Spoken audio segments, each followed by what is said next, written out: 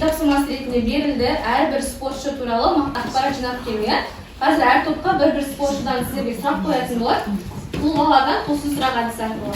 Жасанды интеллектпен сіздерге тұлғалар сұрақ қояды және мектебіміздің мұғалімдері сұрақ қояды. Бірінші топ. Ең алғашқы тұңғыш алтын алған адам ол Жақсылық Үшкемпіров. Ол кісі грек-рим күресінен алтын алған.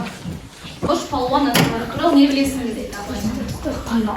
Ашымға 54 мекенде.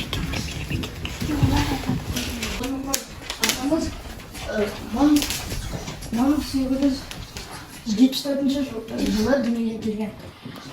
Олимпиада жеңімпазы жайында не білесіңдер? 20 жасында бокс саналып атанған чемпион. Ақылдасамыз? 20 жасында. Бейсет Тоқтарханов. Ол кісі 20 жасында әлем чемпионы болып, 20 жасында көлік апатынан қайтыс болған.